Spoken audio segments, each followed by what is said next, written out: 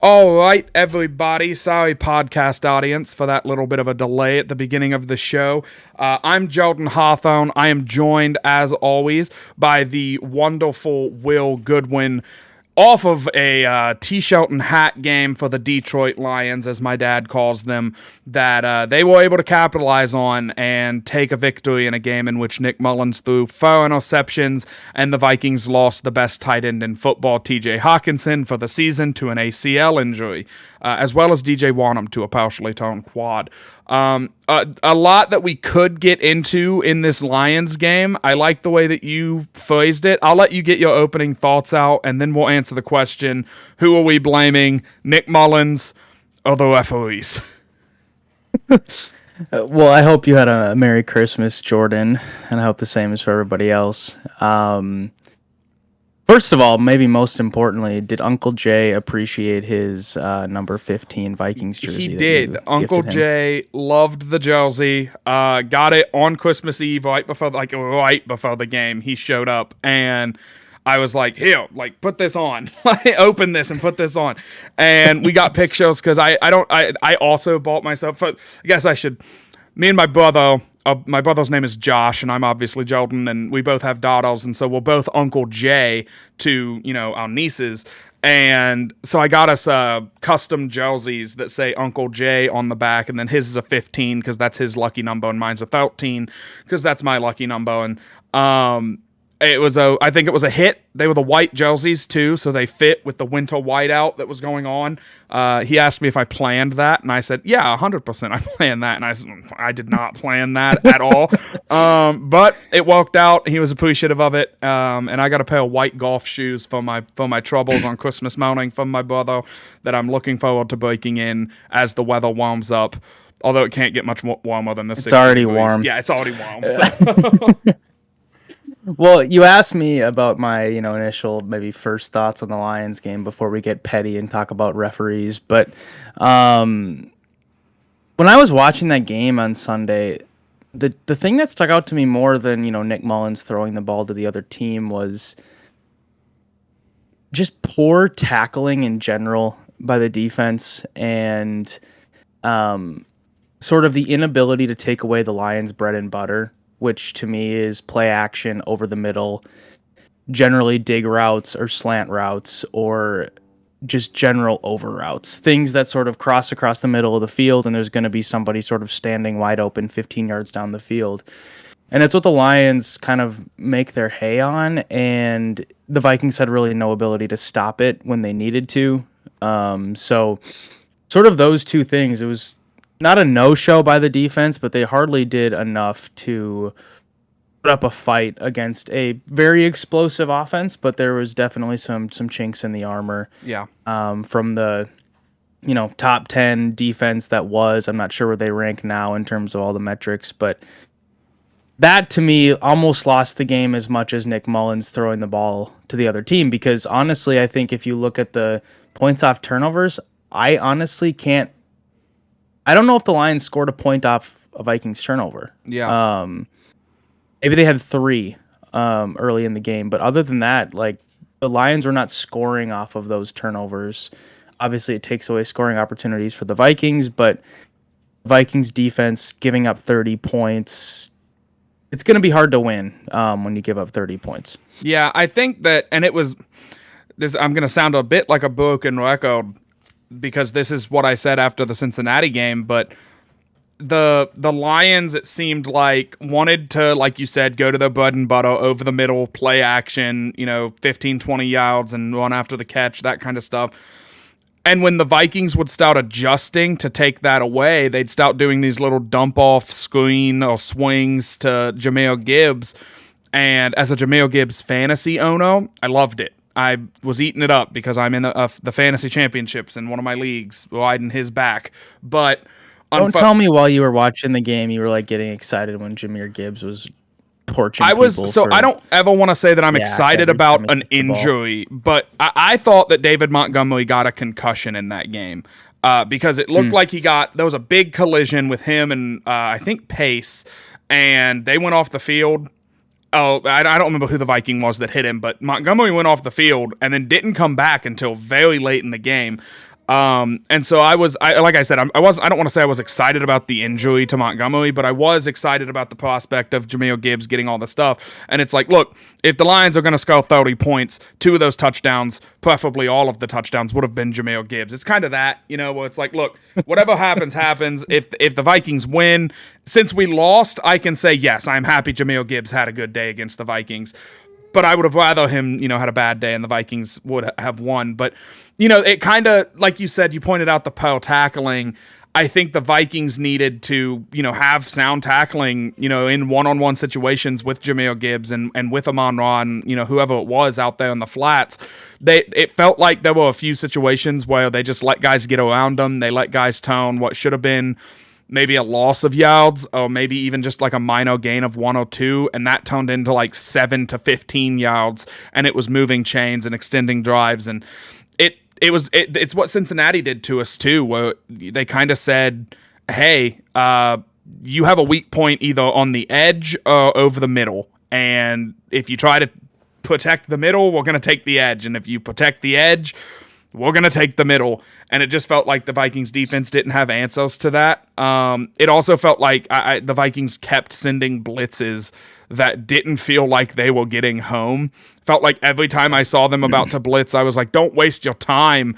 You're not going to, they were picking them up. And I do have to say, because we are going to talk about how poorly the refs did in that game. Some pretty ticky-tack calls, some no calls in there that I think, we wanted to see. And though it was a bad game from the officials, I will say Detroit outplayed the Vikings. I'm not going to say that, the refs came in and just completely shafted Minnesota. No, I think that Detroit has a pretty good team this year. I don't think they're going to the Super Bowl. I don't think they're going to go to the NFC Championship game, if I'm honest with you. I think their ceiling is one playoff win, maybe. But, yeah, I mean, Detroit is a good team. I think if Nick Mullins has 3 picks instead of 4, we're talking about a very different game, maybe a very different outcome. And the Vikings, isn't that kind of the story of the season this year, Will? Like, hey, if this turnover was not a thing, the Vikings probably win the game. Jefferson fumbling out of the end zone in Philly. Who was it? Was it KJ Osborne not catching what should have been, like that Cousins threw that ball behind him against Tampa, and that whole thing happened. And it's just turnovers, man. They're just killing us this season, as well as injuries. It sounds like I'm doing like a funeral for the season. We still have 2 games left that we'll talk about towards the end of the show. But yeah, that's my 2 cents. Nick Mullins needs to be better if he even plays. We'll get into that discussion in a second. What would it like? How were you feeling watching the game about Nick Mullins? Were you expecting a benching to happen? I definitely wasn't expecting a benching during the game. Sort of a strange sort of dichotomy, I guess, because on some of those plays, I honestly, just off the top of my head, I think all 4 interceptions were either on 3rd or 4th down, other than the final play, obviously. Right. The final play, I believe, was a 1st down, which makes it even worse. But, during the game, I wasn't thinking that, partly because the offense was moving, apart from obviously turning the ball over. They had about 7.5 yards of play, and they had lots of explosives. Jefferson averaged nearly 25 yards a catch, and KJ Osborne had a couple explosive plays. They were really moving the ball when Mullins wasn't throwing it to the other team. So I think, like, in my mind, I wasn't really thinking about it during the game. But now, I mean, since we're talking about this, as I think about, where this team needs to go moving forward, or where I believe they should go moving forward, I think you almost have to start Jaren Hall at this point, kind of for 2 reasons. One being, in the short term, you simply can't win when you have 6 interceptions in 2 games, and Dobbs was basically doing the same thing. The amount of turnovers. He had a 4 interception game just before he got benched as well. And Mullins not only had the 4 interceptions, but he also fumbled twice. One was recovered, or both were recovered by the Vikings on Sunday. So, I mean, and then he also threw an interception that Brian Branch dropped in the end zone. So he had, if you want to call it 7 turnover-worthy plays at least, you just can't have that. And if you're trying to win games, you can't survive that way. I mean, this season has been a blueprint of that. Yeah. And so thinking about it in the short term, you have to go to Jaren Hall for that reason. I think given, the nature of being a rookie, he's, the inexperience, he's probably going to make more mistakes than necessarily or judgment. Maybe he'll misread a coverage and throw an interception. With Mullins, he's not necessarily misreading anything. He's just has bad ball placement, and he's taking too many risks. Yep. With Hall, you're probably not going to get necessarily the risk taking. You might get bad ball placement. You might get, the inaccurate read of something, but you're not going to be getting this audacious, every ball is being thrown 25 yards down the field. And some of that's good, some of that's not. On the last play of the game, Brandon Powell was standing wide open about 5-6 yards down the field. You throw that, he gets a 12-yard gain. He steps out of bounds. You got a new set of downs. There's still 50 seconds left. You're in business to win the game. Now, all that said, if Mullins throws the ball in front of Justin Jefferson, that's a touchdown. And, no one cares about the 3 interceptions prior. The other one that was just too aggressive of a decision was on the 4th down interception, the first one, to Addison. Jefferson streaked open across the middle of the field, but even before that happened, TJ Hawkinson was open on a little choice route. Yep. 6 yards down the field, would have been a first down. His defender had fallen over. He probably would have ran just as far as Addison could have. So there's just this inability to make the simple decision, it seems. Everything has to be a home run with Nick Mullins, and you can't win that way. And then the other thing, just the other small part of this, Jaren Hall, I don't believe that if you start him and you get 2 games out of him, 2 plus the quarter in Atlanta, I don't think that tells you enough about whether or not he's the guy. It doesn't necessarily say, we see what we have, because it really doesn't give you enough evidence.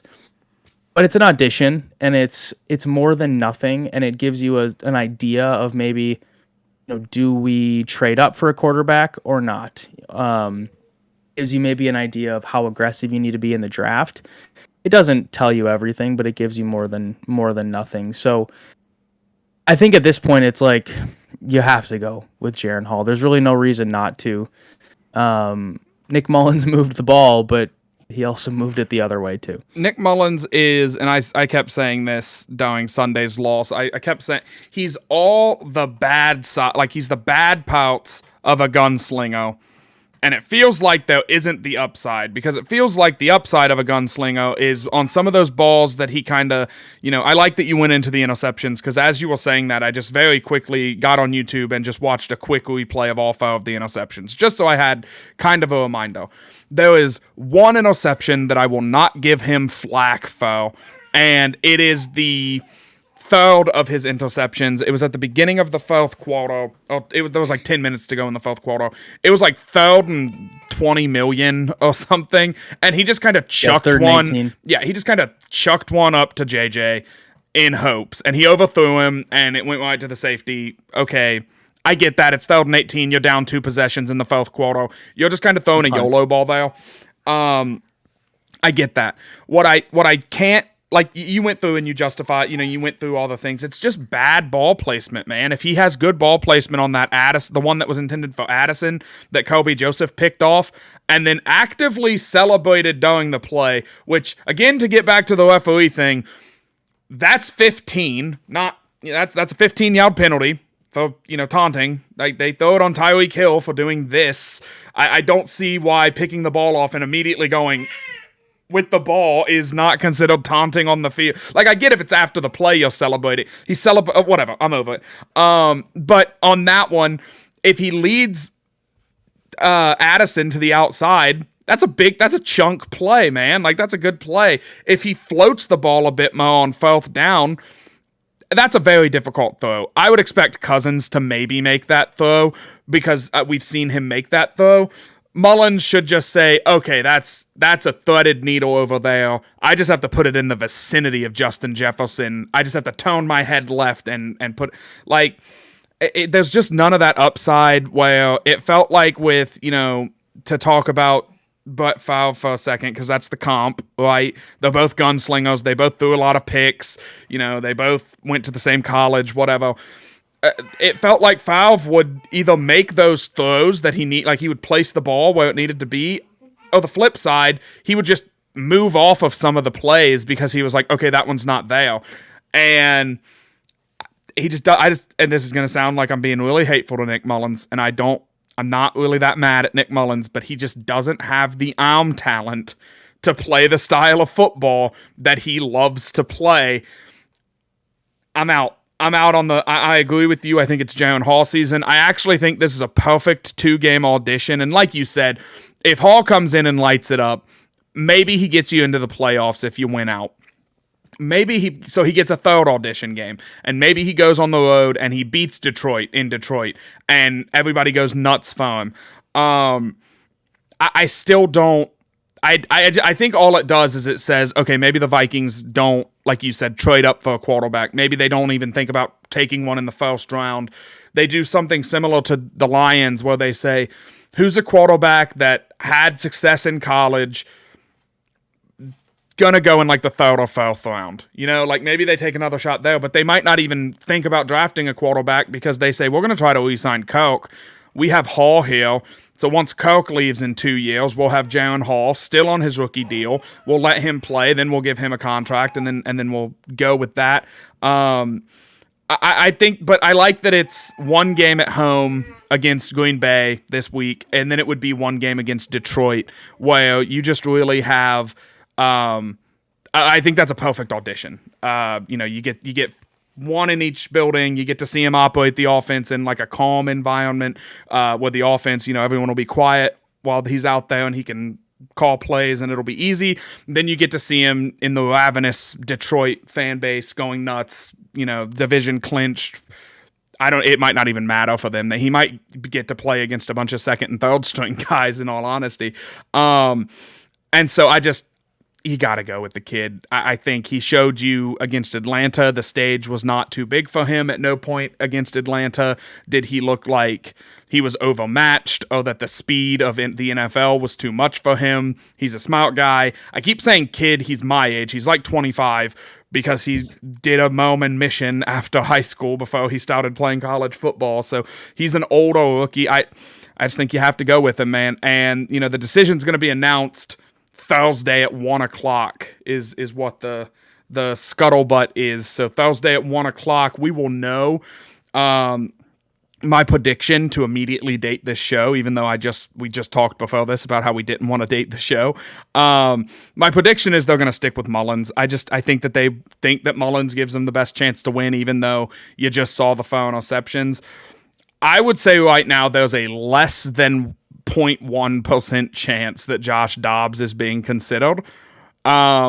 Just based on his play, I think this is kind of funny, but he knows too much of the playbook to be considered the starter at this point, because now he knows how to operate it, so he's going to try to throw it. But the difference, and this will be my final thoughts on this, the difference in Josh Dobbs' 4 interception game and Nick Mullins' 4 interception game, Josh Dobbs probably should have had a 2 interception game, because some of those interceptions got tipped up and it was kind of funky. Like they hit his receiver, and like there was the one against Addison that hit his guy and it just tipped up and the Bears got it.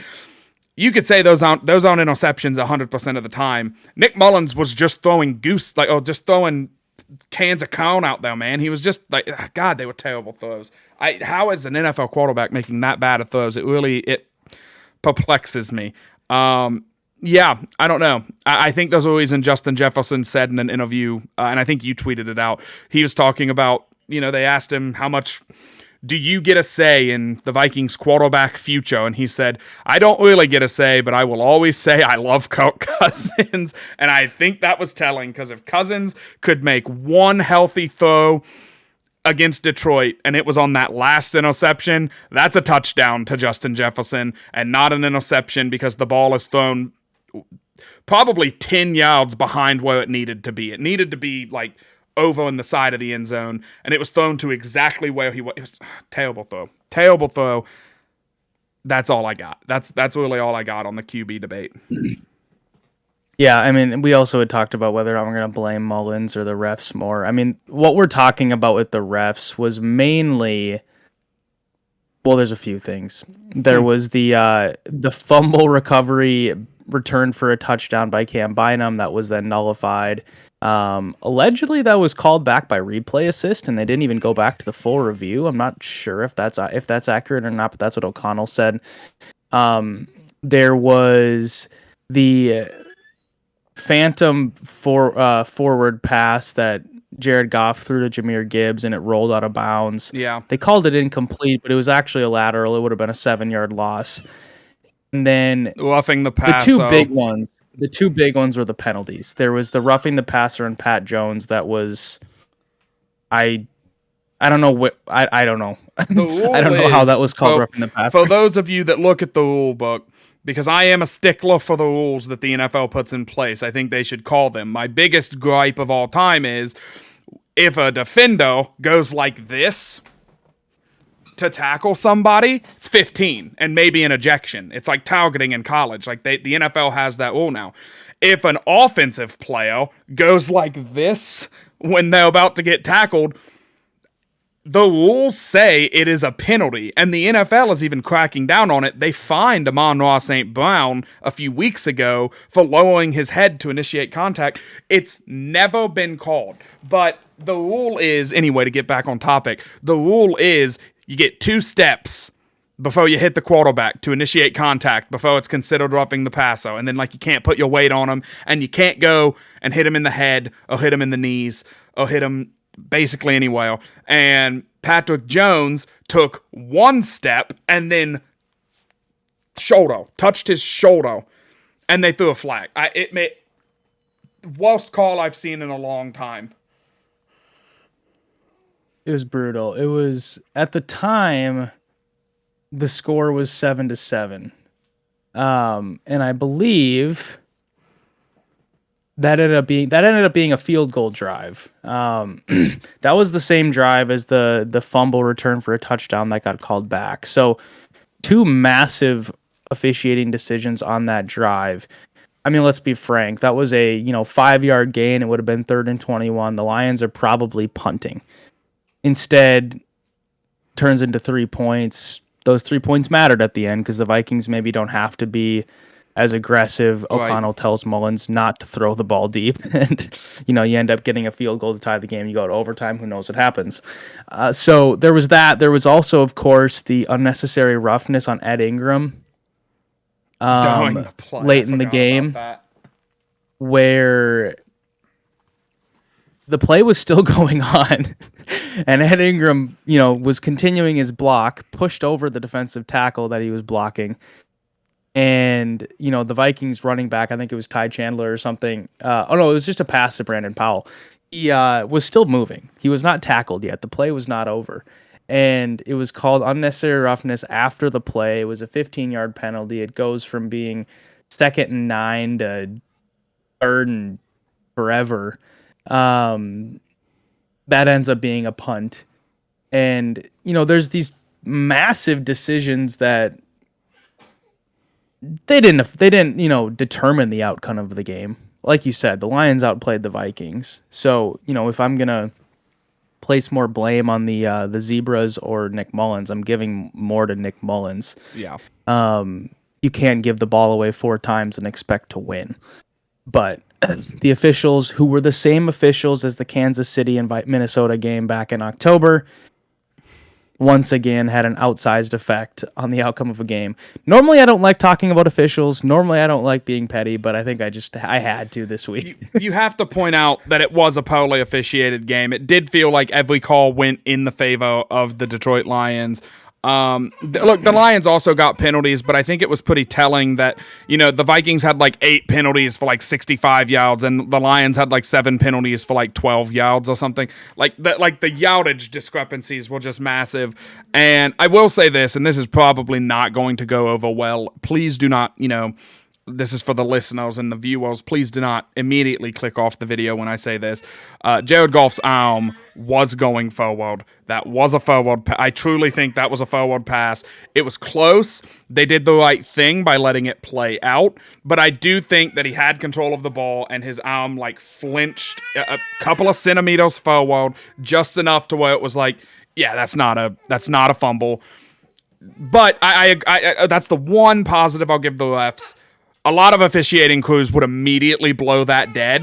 And then if they look at it and it's clearly a fumble, then they say, oh, okay, well, the Vikings have clear recovery. They get the ball at this spot. Now you can go have a drive. Whereas this officiating crew let the play go, ends up being a touchdown. So if they looked at it and it was clearly a fumble, it would be a touchdown at that point because then, and it gets automatically reviewed. Those just let the play run, and I hate when officials blow things dead early. If it looks like it's even maybe in any universe going to be a fumble, treat it as a fumble and let the play go. I feel the same way about guys stepping out of bounds. If it's close, don't call the play dead. Let plays happen and then review them. Last year against Detroit, Justin Jefferson should have had like a 60-yard touchdown catch that they blew dead where he was running down the sideline and they said, oh, he stepped out right here. And then they reviewed it, and you can't challenge that. You can't say, hey, challenge that he stepped out of bounds. He didn't. That's actually a touchdown. You can't. It's impossible because the play got blown dead, so the ball has to come back no matter what. It was a terrible, terrible call in that game, but they got it right in this one, I think. My only thought on the fumble, and I think, like, it was a very go either way because obviously it was like, they show the replay 100 times. You can see from different angles. One makes it look like it's going forward. One makes it look like it's a fumble. Right. I think to me it was, they called it a fumble on the field, so you're technically supposed to stick with the call on the field unless it's like conclusive and it's obvious.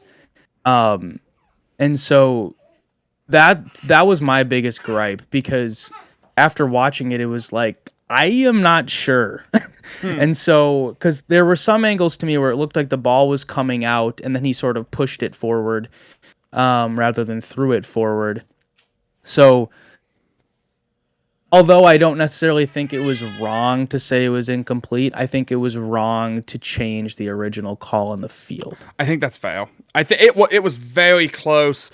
I was in the camp after I watched the replay the first time and I said, that's fumble. That's a touchdown. And then I watched it like the 5th time and I was like, it does look like that arm's going forward. And like you said, it should be conclusive and it should, we live in an age where we do have these like 4K tech cameras and all this, fancy technology, whatever you want to call it. So, ultimately, whatever. I mean, to your point, the Lions dominated the game for all intents and purposes. I mean, they had 77 total plays to 51, 38 minutes out of the 60 time of possession, 28 first downs to the Vikings 19. Yeah, that's terrible. Yes, the Vikings had one more total yard, and more yards per play, but the ability from the Lions to just control the clock, control the game, keep the Vikings defense on the field, they very much outplayed the Vikings for most of the game.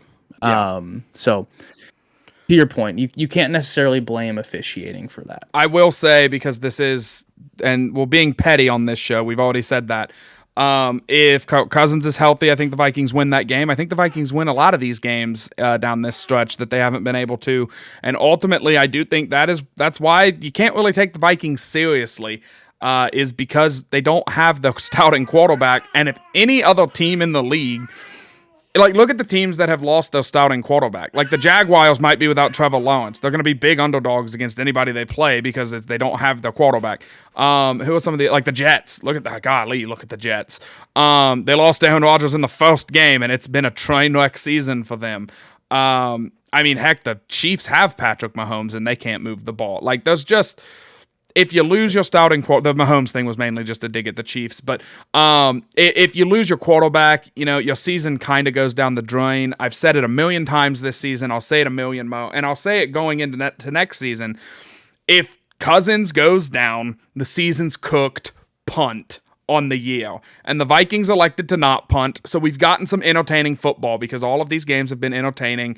The Vikings have not gotten that, 36-point blowout loss that I anticipated they were going to get here soon. It hasn't happened. They fought like hell in every game, and they'll continue to do that. And I do think that is good for Kevin O'Connell that he has done that. The culture is we are going to fight regardless of who's healthy. Next man up. We are a good football team. We have depth. We're going to go compete. And then it's also, you look at some of these close games from Kevin O'Connell where some of the decisions he makes and you're just like, Kevin, damn it. What are we doing? And so, I think that I'm at a point now, and I think we're going to get into more of a rest of the season discussion more than just a Green Bay discussion. At this point, I'm going to look back at some of the things I've said about Kevin O'Connell, some of the things that are being said about Kevin O'Connell, and what the ceiling that he has is, and things like that. And I'm not convinced that Kevin O'Connell can't win a Super Bowl in Minnesota. I've seen that take floating around in the X-verse or whatever it's called, and I don't think that's the case. I think he's managing games differently without Cousins than he would with Cousins. And yeah, that means he's being more conservative and leaning on the defense a little bit more than if he knew his quarterback was healthy, in which case he would probably be a little bit more cutthroat. So I think we kind of have to take this season, unfortunately, and chalk it up as that sucked. And it's kind of some medicine. There's been injuries on both sides of the ball to very important guys. We just kind of have to say this season we can't evaluate anything for Kevin O'Connell. The rest of the team we can evaluate individual guys, yeah, but the coaching staff, what do you do outside of saying Brian Flores can coach the hell out of a defense? Yeah, it's hard. I think the piece that I think you mentioned about O'Connell that you could critique, and like you said, it's taken with a grain of salt because of the lack of quarterback, is the end of game clock management, situational decision making. Yeah. And I wouldn't say that Kevin O'Connell has cost the Vikings games, but I also wouldn't say that he's necessarily won games for them by being brilliant in situational decisions. What I would say about that, end of game stuff is, for his development as a head coach, it's good the Vikings tried this season. And it's good that, frankly, they could still make the playoffs. We'll talk about that here in a minute. Some things have to happen, but they could. And, it's given him more reps. It's given him more repetition of tight games. How do you manage these different types of situations when you have a third down and the other team doesn't have any timeouts left? Do you bleed 40 seconds off, or do you go for the kill shot? And so there's some things like that where he has taken some on the chin and he's going to have to learn from it. And I think, for a second-year head coach, that's probably good. That's better than having a season where you just say, well, screw it, we're just going to play Jaron Hall every game. I guess it's sort of a null point at this point because he got hurt. But it's better than, just resting people and saying, like, season's over, we're going to, They brought Jefferson take our back. lumps and They brought, I think Deosol had like an injury earlier in the season that they probably could have sat him for a few weeks and made sure he was 100. No, he came back as soon as he was ready. Like, I do think, I like the specific play I'm going to bring up is against Chicago, that drive where, we got the back-to-back turnovers. The Vikings took the lead. Josh Dobbs is still the quarterback. They were up by 1 and they run the ball. They throw a bad screen and then they punt. And I think that if Cousins is the quarterback in that scenario, the run might be the same to try and bleed the clock. The third down call is not a wide receiver screen to Brandon Powell. I think it's an actual play. because he trusts Cousins to actually make. He says, "Don't throw a pick. If it's there, make the play. Don't false it. Don't throw it away. Like, go down in bounds. That's crucial. Slide. Make sure the clock runs at the end of this, and you don't throw a pick. Go." And I think he trusts Cousins to go execute that. And I think we saw that last season. Like, we had a ton of comeback wins and a ton of late game dramatics happen last season. Well, at no point last season was anybody saying, "I just don't think this Kevin O'Connell guy is all that," because he won 13 games. So I'm not ready to snip Kevin O'Connell off because he called some funky plays when Josh Dobbs and Nick Mullins were his quarterbacks. I can't. Yeah. You definitely can't. I mean, even just the simple fact that it's 2 seasons in, he went 13-4, and then he's going to be about 500 in year 2 with everybody but a starting quarterback at quarterback. I mean, there's really, you just can't fire a guy after that. No. No. You got to at least give him one more season. I think his contract might be 4 years. So, I mean, at the very least, let him play, coach another year or two. And like, if it continues to go down the tank and they can't hang onto the ball next year, then who knows? If they're turning the ball over 35 times a season, you're not going to win many games. So, but that's a question for next year. I don't think there's any reason to fire him at this point. Right. And I think you've even seen some of his controversial decisions about like the Ty Chandler not being the starting running back. That is obviously everyone's kind of dunking about how like, oh, the fan base was right. Ty Chandler should have started. Okay, well, do you remember a few weeks ago when Ty Chandler got the call to be like RB1 because I think Madison fumbled again, so they were like, well, starting Chandler.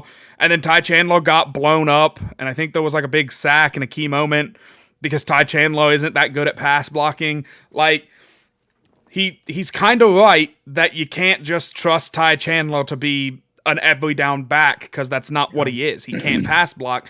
So that's why you see CJ Hammond on so many passing downs because they need somebody in there that can block. So I think that I'm still on the I'm saying it now. This can change in 5 days when the Vikings play on Sunday Night Football. I am still on the Kevin O'Connell hype train. I still think he's my coach. I think he's a good coach. Let's talk about these last 2 games. Where are you at? Win out and shoot for the playoffs and maybe get just absolutely stomped out by Philadelphia or play Detroit or whoever it is? Or do you want to lose out, maybe have some of these teams that aren't very good win out? Maybe the Vikings can land themselves with like a top 6 or 7 pick and have a shot at like a Jaden Daniels or one of these highly touted quarterbacks. So where are you at emotionally? Yeah. Well, let's just say this first and foremost. The Vikings are not going to tank the season. Hawkinson's out for the season, obviously. Obviously, Cousins is out for the season. Brian O'Neill is still a question mark. All those things. All that being said, they're going to try and win these last 2 games. That's their MO. They still have a shot at the playoffs if they take care of their business and get one favorable outcome in the remaining 4 games for the Seahawks and the Rams. So it's not completely out of the question that they sneak into the playoffs. So that being said, they're going to try and make the playoffs. I generally tend to fall on that side of the equation as well. I think for me, the value of draft picks holds less weight than it does for other people. Thinking about it this way, I mean, you see Lamar Jackson, he was the 32nd overall pick. He's probably going to win league MVP this year for the second time. So, I mean, where Justin Jefferson was drafted, 22nd overall? Christian Darrisaw was 23rd, or maybe the inverse of that. So, just getting a top 10, top 15 pick to me doesn't really move the needle too much. I will definitely not be cheering for this team to lose on Sunday and then the following Sunday. Now, if they lose on Sunday and they are mathematically out of the playoffs, like if Seattle and LA both win on Sunday and the Vikings lose, And for all intents and purposes, just go to Detroit and lose. At that point, there's no point to win and just be 8-9 and Right. get a worse draft pick. But from this standpoint, on December 27th, I want the Vikings to move forward and try and make the playoffs. This is not a Super Bowl team without their starting quarterback, but anytime you make the playoffs, it's fun. It's a lot more. There's a lot more pomp and circumstance. There's a lot more excitement. The playoffs feel different. Now, Jaron Hall going to Lincoln Financial Field on January 14th does not sound very enjoyable, but it. If we're talking about auditions and we're talking about seeing what you have, how good of a litmus test would that be? Not necessarily seeing if you get a win, not necessarily seeing what his final stat line is, but seeing how he would maintain his composure under loads of pressure and Philadelphia fans throwing batteries at him. How does he perform? How does he respond in adverse circumstances like that? Even if you score 13 points and you lose by 20, it'd be interesting and it'd be valuable to see what you get out of that. So that to me is more valuable than necessarily tanking for a better draft pick to draft a different quarterback when you already have one in the building that you want to see what he is. And these 2, potentially 3 games could tell you a lot about what he could be. So that's where I am. Yeah, I think I agree with you. I want them to do everything in their power to win. And I'm going to be honest, just the way that Kevin O'Connell speaks about this team, and I've heard Kwesi, we've heard him talk a handful of times about this team.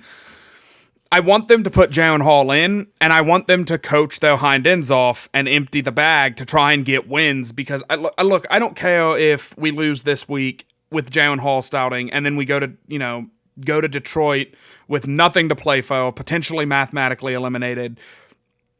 I don't care. I want the Vikings are going to try to win the game. I want them to try to win the game because we're at a stage in the season now where is a win going to put us back 5 spots? Oh, okay.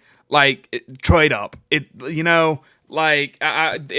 want a quarterback, you're trading up anyway from where the Vikings are probably going to be. So if you really have somebody that you're so desperate to get and you win a game, and so you're 5 spots, away from winning or from getting your guy, if you want to call him that, then just trade up and go get him 5 spots ahead of where you're currently picking. Or make a massive move and go way, way, way, way up. But it reminds me of, if you remember last year, the Texans won a game late in the season, and it was like Lovie Smith's middle finger to Houston before they fired him because he won in the last week of the season, and it gave Chicago the number 1 pick. And then Chicago traded that pick to Carolina, and they took Bryce Young, who looks really bad.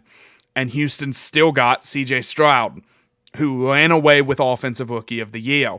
So, just saying, it's not impossible to find good, skilled players, at the 18th pick rather than the 12th pick. Exactly. There's going to be talent loaded in the draft. Hell, you might not even draft a guy, and he might end up being one of the best young linebackers in the NFL in his rookie season, like Ivan Pace did. So, I want to see the Vikings win. I want to compete. Kevin O'Connell is not going to be taken seriously if he goes into the locker room up 20 points against, Green Bay or Detroit and says, "Hey guys, let's let off here. Remember, we want draft positioning." No, come on. There's guys in there that are on contract. They're playing for contracts down the line. They want to put good tape out there. Yep, I think tanking is just unrealistic. If you're gonna tank, you have to make that decision in March, not in December, Not the January. end of December. You decide let's lose 2 games so we can move up 8 spots in the draft and potentially get a higher success rate. Come on, it's Kwesi Adofo-Mensah. He's going to trade down and take a safety that doesn't play anyway. So, we know what we're dealing with here. I had to get my little... All that said, do you think the Vikings win on Sunday? I do. I guess we should do score prediction and game balls. I think the Vikings are going to win. This will be my one tidbit of Green Bay analysis. Green Bay suspended Jair Alexander. If you don't know why, look it up. It's very funny. He's an idiot. it's 100% Green Bay just hiding Jair from Justin Jefferson, because I'm sure Justin Jefferson installed some futuristic glass above, like it's like a panel above his bed that just is the terrible goodie that Jair did on him last year after they won. What, like 9 weeks after Justin Jefferson went for like $160 on him or something like that. So, he couldn't even handle Jordan Addison. I think Justin Jefferson's going to cook him over and over and over again. So they said, okay, we'll suspend you. We'll hide you away. We'll put you in the away in the closet, in the cupboard, whatever. And then we'll bring you back in week 18 when the mean man is gone. So I think the Vikings get the win. I'm going to go with like what I want to really badly to happen. I want Jalen Hall to stout, and I want the Vikings to win this game 27-17. I want a 2-possession win. Jalen Hall looks poised. He has 1 interception because there's one play where he just rookie mistake, right? Like, it's not he threw the ball in a bad spot. It's just he thought the safety was going to zig. The safety zagged, and he got picked because of it. Ah, shucks, he's a rookie. But I think the Vikings offense looks great with him in there. I'm hoping that's what happens. And my game ball, since I have defense this week. No, I have offense this week, don't I? You do have offense this week. Yes, I have offense so it goes to Jalen Hall. My game ball goes to Jalen Hall. And if Nick Mullins gets the stout, my game ball goes to not Nick Mullins, because he throws 18 interceptions. I appreciate your astute analysis on Jair Alexander. We're not even going to talk about what he did, because it's just more funny if you Google it and listen to what he said in the locker room earlier this week, and listen to what happened at the game on Sunday in Carolina. It's quite funny. For me, I've been picking the Vikings over and over again. I picked them to beat Cincinnati. I picked them to beat, obviously, Chicago. I picked them to beat the Lions this last week, and I feel like I've been burned here 3 of the last 4 games, and just poor decision making on my part, or maybe it's just overconfidence in my team and a rose-colored glass approach to the next man up mentality that they have, and I'm just drinking the purple Kool-Aid. I'm gonna do it one more time though. Heck yeah. I can't bail at this point, because I do believe the Vikings are a much better team than the Green Bay Packers. Every time I've watched the Packers, I have not been impressed, other than that Kansas City win. You got to give it to them on that game. But I have not been impressed by Green Bay. I've been impressed by their young receivers. Wicks and what's the other guy? Number 11. He's really good. Yeah, you're right. You put me on the spot. Reed. Big time. Yes, thank you. And Christian Watson, if he plays. I mean, they've got some young receivers, Romeo Dobbs, that can make plays, and they've got like 4 of them that are sort of mix and match, and there's really not a wide receiver 1 on their team. They kind of just all make plays. And so they've got some good young skill players. I still don't trust Jordan Love. I think the Vikings defense kind of has a get right game. They had an outstanding performance against Green Bay in week 8, which was, for all intents and purposes, the end of the Vikings season when Kirk Cousins tore his Achilles. But they only allowed 10 points. They had 2 red zone stops at the end of the game to ice it. And I think they do it again. I think they sort of lick their wounds from these last 2 weeks where they've sort of been run up and down the field on, and take advantage of maybe a banged up couple skill players for the Packers and shut them down. I haven't even thought about the score. I'm just going to say 26-13. I've been going with this sort of, Vikings will always win by 1 score or lose by 1 score. Their one non-1 score win this season came against Green Bay. They're going to do it twice. I love 26-13. I will briefly give my final thoughts, because I did prepare final thoughts. I didn't even do my game ball yet. Oh dude. my gosh, I'm an amateur. Get your game ball. Do the game ball. Game ball. Let's just keep it simple. Let's keep it sweet. Danielle Hunter. He's going to wrap up a fantastic season. Defensive Player of the Year quality season. Couple sacks. Maybe another forced fumble. Something fun. Love it. good bounce back performance by the defense.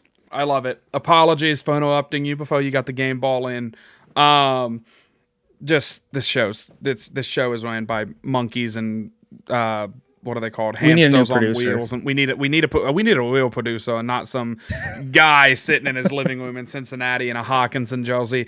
I have two final thoughts that I will give very quickly. The first one, get well soon. T.J. Hawkinson, who did suffer an ACL injury. I think we talked about that early in the show, and we've mentioned it a couple of times throughout. It will be interesting to see if he can get back for the beginning of next season. It would not be shocking if he is unable to do that and he ends up stouting, on like the short-term IR or the whatever the case is. Might be like the pup. We might not be seeing TJ Hawkinson until 7 weeks into the 2024 season, so that's something that we'll be monitoring. My real final thoughts, though, which are much more important.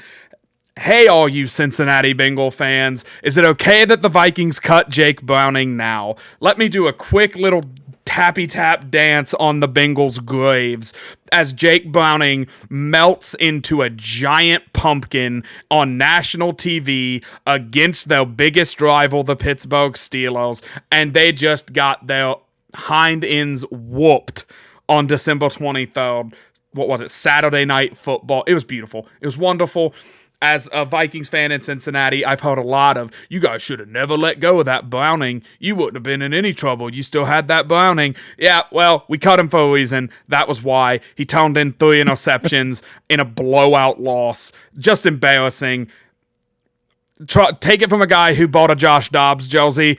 Wait until he's played a month of good football before you put faith in your quarterback. That's the new rule for all fan bases. You have to put together a month, or else it's not. Look around the league. Tommy DeVito, or whatever his name is, played like 1 good game, 2 good games. Pumpkin got benched. Jake Browning played 2 or 3 good games. Probably should have gotten benched for A.J. McCarron in that game because he was just throwing up duds. Josh Dobbs, Nick Mullins, whoever you want to throw out there, you got to play a month. That's the new rule before you're respected in my eyes. So those are my final thoughts. Follow the show at LTB Vikings and subscribe on YouTube, wherever you get your podcasts. We appreciate you guys. Will, I'll pass it off to you. Speaking of benched quarterbacks, Russell Wilson is not going to be starting on Sunday for Denver. Because they don't want him to get injured. That is a topic for another day. But in terms of my final thoughts, we haven't hardly talked about the best wide receiver in the NFL much. I think we need to talk a little bit about him. He was fantastic on Sunday. The touchdown catch obviously was a heck of a play. The getting blasted over the middle by Kirby Joseph and not dropping the ball was an incredible play. The 3rd and 27 jump up in the middle of 3 defenders and come down with the, they called it a 50-50 ball on the broadcast. It was more like a 20-80 ball. Yeah. I mean, that was one of those, like, there's no reason that 18 should have caught the ball, but he did. But the thing that I think stood out to me more than any of the ridiculous catches and yards after catch and the ability to make explosive plays was the fumble recovery that set up the 3rd and 27 Hail Mary play, where Nick Mullins got sacked, lost the ball. I think it was Aiden Hutchinson sort of booted it on the ground. There were blue shirts everywhere, but then streaking down the side was Justin Jefferson. He slid in, recovered the ball, which gave the team a chance. In some ways, it felt like an inconsequential play because it was like, oh, whatever, it's 3rd and 27. It's over anyways. But that hustle effort play, which doesn't show up in the stat sheet really. I mean, no one cares about a fumble recovery for a wide receiver. That play gave the Vikings any semblance of hope. And if it wasn't for a bad ball placement by Nick Mullins, we're probably talking a lot about that fumble recovery. And so my last thought on him is he's shown me enough. Offer him whatever money he wants this offseason, and make sure he likes what quarterback you're bringing in for 2024. For all of us here at Load the Box, Merry Christmas, Happy New Year. We will talk to you in 2024. Skol, y'all.